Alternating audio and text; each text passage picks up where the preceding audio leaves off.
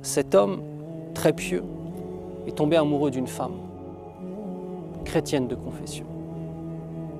Toutes ces adorations qui sont derrière lui. Il voit cette femme et il tombe amoureux d'elle. Épris d'elle, amoureux d'elle, fou d'elle. Elle ne quitte plus son esprit. Dans ses adorations, il n'arrive plus à se concentrer. Il ne fait que penser à cette femme. Il prend son courage à deux mains, il va la voir et lui propose le mariage. Bien évidemment, pour le mariage, il faut qu'elle se convertisse à l'islam. Elle lui dit « J'accepte de me remarier avec toi, avec l'accord de mon père, si toi, tu deviens chrétien. » Elle a dit « A'udhu billah, jamais. » Et la femme lui dit clairement qu'il ne peut pas.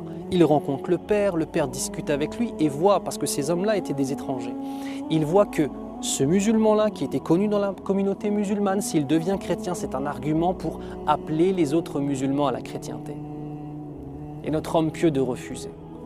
Mais notre homme pieux de ne plus dormir. Notre homme pieux d'être dévoré par la passion et par le désir de cette femme. Puis il se dit, je vais faire semblant d'être chrétien, mais je vais garder la foi dans mon cœur. Ça y est, le diable l'a eu. Alors il fait preuve d'apostasie, il quitte l'islam.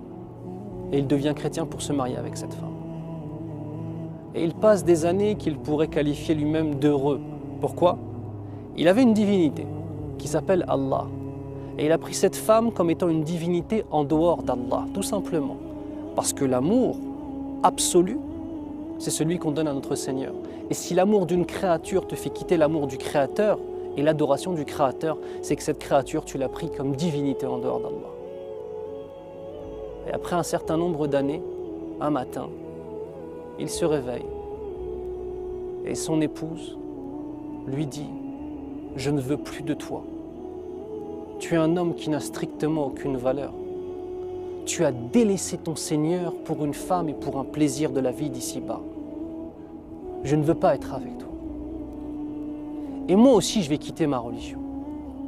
Mais je ne vais pas quitter ma religion pour aller vers la religion du faux. Je vais quitter ma religion pour aller vers l'islam. » Et elle lui dit « Bismillahirrahmanirrahim. Qul huwa Allahu ahad, Allahu samad, lam yalid wa lam yulad, wa lam yakul lahu kufuwan ahad. » Dans la traduction de Surat al-Ikhlas que vous connaissez tous. Dit, c'est Allah le Seigneur unique. L'unique. Le Seigneur absolu. Celui qui n'a pas engendré et qui n'a pas été engendré. Et dont nul ne peut atteindre l'égalité et qui n'est égal à personne. Ashhadu an la ilaha illallah wa ashhadu anna Muhammadan abduhu wa rasuluh. Tout le monde tombe des nues, surtout sa famille. Et de lui dire, mais qu'est-ce qui se passe? D'où cela t'est venu et quand est-ce que tu as appris cette sourate? Tu as appris cette sourate sans nous le dire? Elle dit non. J'ai fait un rêve cette nuit. J'ai fait un rêve cette nuit. On m'a pris, on m'a emmené, on m'a montré la place qui m'était réservée en enfer. Puis l'ange Malik, le gardien de l'enfer, s'est adressé directement à moi en me disant, voici la place qui t'était réservée en enfer et voici la place qui t'est réservée maintenant au paradis.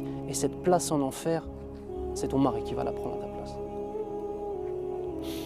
Et elle entendait, d'accord, un verset qui dit Wallahu yamha ma yasha wa yuthbit wa indahu ummul kitab. Et Allah Azza wa Jal efface ce qu'il veut ou bien alors il rend constant ce qu'il veut. Et auprès de lui sont les écritures primitives. Ça veut dire qu'Allah fait ce qu'il veut et il change ce qu'il veut dans le qadar des uns et des autres, dans la prédestination des uns et des autres. Et elle dit, et les anges n'ont cessé de répéter cette sourate. Qul huwa Allahu ahad, Allahu samad, lam yalid wa lam yulad wa lam yakul lahu kufuwan ahad, jusqu'à temps que je finisse par la mémoriser.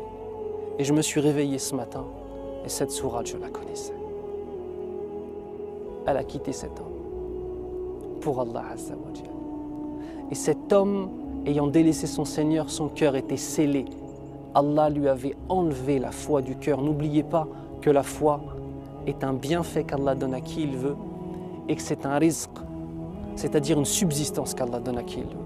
Et cette subsistance, il l'avait enlevée de son cœur. Et il est mort apostat. Cette histoire elle est très importante pour nous tous, parce qu'elle nous rappelle un certain nombre d'éléments fondamentaux dans notre existence. Allah guide qui il veut, égare qui il veut. Et que si tu crois que ta simple volonté pour aller à l'encontre de toutes les passions, tu te trompes. Il faut demander à notre Seigneur de nous préserver.